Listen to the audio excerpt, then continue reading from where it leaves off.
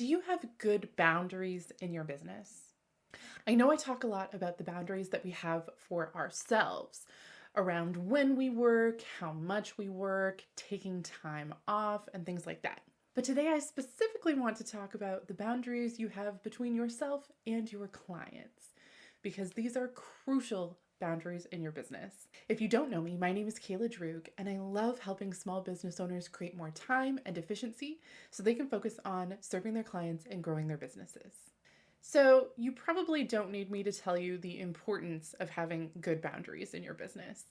This can help you prevent burnout, make sure that you have enough energy and motivation to give what you need to give to all of your clients and not just one or a few of them. And having good boundaries in your business also makes sure that you are being compensated fairly and you are not overgiving for what you are getting back. Yes, we want to make our clients happy, but we also want to be fairly paid for our work. So don't feel like you have to over deliver. I know that it can be really challenging to find that balance between good boundaries and good customer service. This is something that I have struggled with in the past.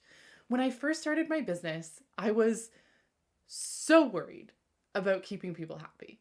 I was worried about losing clients and not having enough clients. And so I would bend over backwards to do things for the clients that I had. I would do things on the weekend, answer communication in the evenings. I would get things to them as fast as humanly possible. And I'm not saying any of those things are bad, but it meant that I was working pretty much 24/7 because I had no true off time. I was kind of on call all the time without actually being paid to be on call all the time. And I ended up setting unrealistic expectations because my client load grew and I was not able to give that same amount of attention and responsiveness to the clients that I had had originally. Now, I'm not saying that my service or my responsiveness became bad. Actually, what ended up happening was that I was finally fulfilling the terms that I had laid out in my contract in the first place, that I had been ignoring all along with my bad boundaries. I had provisions put in place for how often I would get back to people and what my office hours were and the days in the week that I worked, and I just wasn't following it. So of course they came to expect more from me because I was over delivering from what I had put in my contract. It's nobody's fault. Yes, they pushed my boundaries. Yes, I let them. And I did have to have some uncomfortable conversations with people, basically around, I know this is how things have been operating in the past, but due to changes in my business, this is going to be the policy going forward. And most of my clients were completely understanding and okay with that. And some of them weren't and chose to move on. And that's how business works. That's life. And you have to be willing to have those conversations if you really want your business to move forward and become what you want it to be and not consume your life. So if you want to make sure that you have good, solid boundaries in your business, I'm going to walk you through some things that you can do. First off, start off with good boundaries from the very beginning of your relationship with your clients. This means laying out things in your contract, in your welcome email, in the meetings that you have with them, making sure that the expectations and the parameters are clear upfront. Some of the things that you may want to make sure you are being very clear and transparent about are your office hours, so the days of the week that you work, the hours on those days that you are in the office, so that people know when you're available. That doesn't mean you are available right away during those hours, but it means that outside of those hours, they know that you are out of the office and they're not going to reach you. You may also want to put a policy in there about how often they can expect you to respond. Is it reasonable for your business for you to respond within a few hours? Or can they expect more like a 24-hour or 48-hour response time? It's not necessarily about the amount of time. It's about being clear up front what kind of response time they can expect from you so that there's no surprises for them. Having a 24-hour or 48-hour response time is not terrible as long as they know about it. You will also definitely want to be clear upfront about your payment schedule and how all of that works. Are they required to pay some or all upfront? And what is and is not refundable? All of those sorts of things. One of the things that you may not have thought about that you might want to are your policies around your calls with clients. So do you want to have some sort of policy around what happens if they cancel a call and how rescheduling works? So if this is someone who meets with you regularly, if they miss a call, can they reschedule, or do they just have to wait until the next one comes up because you're too busy?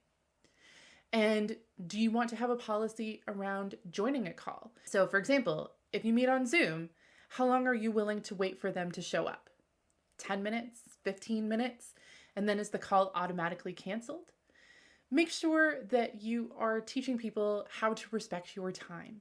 And depending on your type of business, you may also want to have policies around changes to the scope of work. If they hire you to do one thing or a few things, and then they keep wanting to add other things on, what's your policy around that? If they are adding things on, you may want to make some changes to your agreement, and we'll talk about that a little bit later. But you are under no obligation to accept changes to a contract or an agreement that you already have with them. So that's something to think about. And if you are setting all of your boundaries up front, here's the most important thing to remember. Those boundaries mean shit if you don't enforce them. If you let people walk all over those boundaries, they mean nothing. So make sure that you are the one sticking to them, and everyone else will as well. And if they don't, then maybe they are not the best fit for you, or you're not the best fit for them. So that's just something to keep in mind. As I mentioned, depending on your type of business, you may come across clients who want to change the scope of their services. There's nothing wrong with that, but as I said, you don't have to do it if you don't want to. So really be aware of scope creep. This is when clients try to sneak other things in there and gradually expand the amount of work that you're doing for them beyond what you originally agreed to. Now, this is not necessarily something that is malicious. They are not necessarily trying to take advantage of you. But if they've been working with you for a while and they know you and they trust you, now they want you to do more things for them. So you have to think about if you want to and what that means for you. So first of all, you can always, always, always say no. In some cases, this may result in the client wanting to walk away, but if you already have a good relationship with them and it's just there's a certain task or a certain area that you don't do or you don't want to get into, that's perfectly reasonable. You may also decide that you are willing to take on this extra work, but you want to change your pricing. Maybe if they are on a monthly retainer, you want to increase that rate. You want to make sure that you are being fairly compensated for the additional work. And if you are on hourly, make sure that they know that you are happy to do this additional work, but it's going to cost them more because it's going to take more time. Or if you have a hard limit of a certain number of hours per month, make sure that they understand what is reasonable to accomplish in that number of hours. Maybe this new thing is going to take time away from something else and you're not going to be able to get it all done in that time. Make sure that you are having those conversations with them up front before you agree to take on these new tasks and definitely before you start doing them. And then the final thing to keep in mind is don't be afraid to refer people out to other professionals if there's something that you don't like doing or that you know that you're not good at or you just don't have the capacity right now. And you may not have a big network of people in all different areas that you can refer out to. But don't be afraid to let a client know that you are not able to take on additional work at this time, or this is something that's not your area of expertise. If you are being honest and upfront with your clients, even if you are saying no to something, it's going to make them respect you and feel a better connection with you. Instead of you taking on this task that you are maybe not great at and then not doing the best job of it.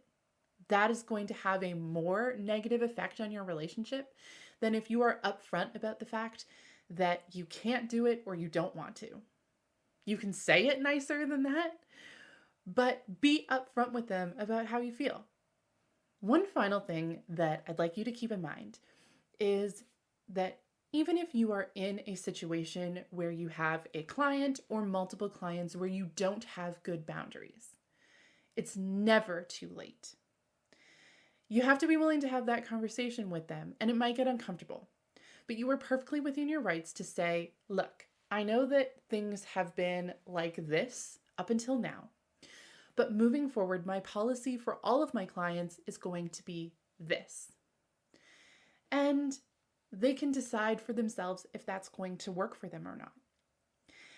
If you have a good relationship with them, chances are then they are going to be fine with those changes, or you can negotiate that with them.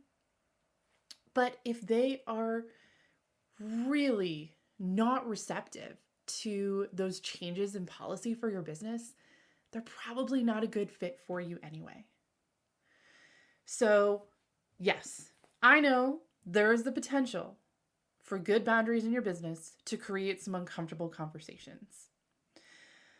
I think in my first year or two of business, I made changes to my contracts and my policies with almost every client, because every time something happened, I recognized an area in my business where I didn't have a boundary or I didn't have a good boundary. And it took a lot of trial and error for me to get to the place where I am now, where my boundaries are pretty good. So this might take some time. This might push you out of your comfort zone, but I hope that this has helped you recognize some areas where you might need boundaries, or you might need better ones, or you might need to actually stick to the ones that you have. So if you have any questions about this, please leave them down in the comments or feel free to reach out to me. Don't forget to like and subscribe. And if you know someone who would benefit from this video, please share it with them. I will see you soon.